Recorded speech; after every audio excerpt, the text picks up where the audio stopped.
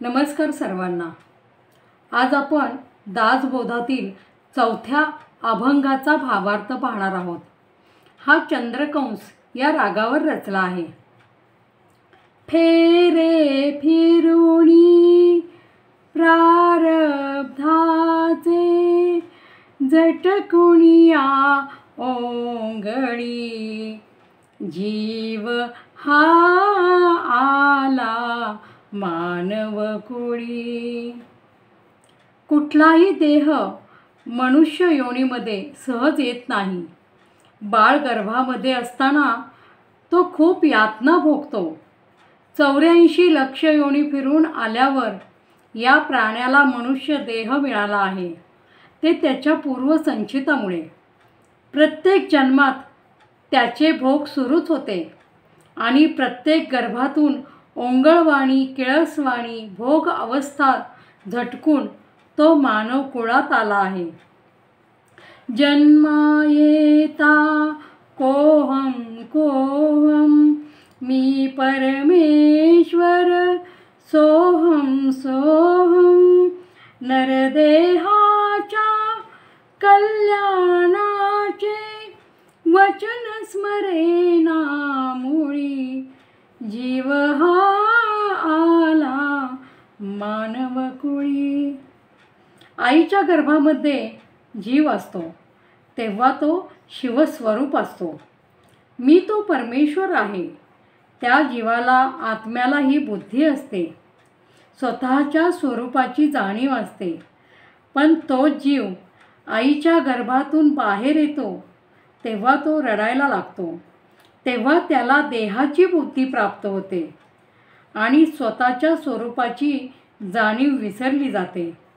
मग मी कोण अशी त्याची अवस्था होते। परमेश्वराने या देहाचे कल्याण व्हावे म्हणून पाठवले होते। ते वचन तो विसरून जातो। चौवेदांचे उपनिषदांचे गीताशास्त्रे किती मंत्रांचे, गुह्य ज्ञान जे या जगण्याचे ऐकाया तळमळी, जीव हा आला मानव कुळी।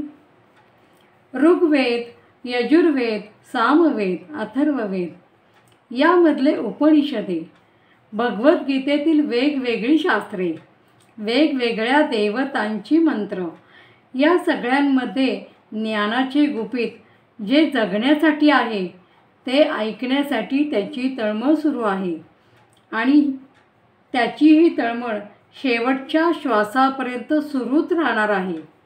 कारण त्याचे स्वस्वरूप तो मानवकुळात येऊन विसरला आहे। बद्धपणाचा टाकून अवगुण मुमुक्षु करीतो आत्मपरीक्षण, साधक स्थितीचे भावे चिंतन, सिद्ध स्थिती वेगळी, जीव हा आला मानव कुळी।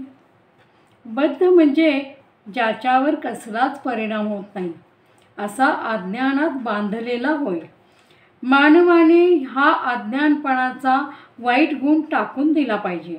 मुमुक्षु म्हणजे मोक्षाची इच्छा करणारा, तो आत्म्याचे परीक्षण करत असतो। साधक म्हणजे साधना करणारा, वाईट गोष्टींचा त्याग करणारा। या साधक अवस्थेची नेहमी आठवण राहिली तर प्रत्यक्ष प्राप्त झालेली अवस्था वेगळी असते, मग ती सोहम अवस्था असते। सुसंवाद हा गुरु शिष्याचा शंका निरसून स्थिर करण्याचा, ज्ञान ज्योतही तेजच अवघे येईना काजळी, जीव हा आला मानव कुळी। दासबोध ग्रंथ हा गुरु आणि शिष्य यांचा उत्तम संवाद आहे।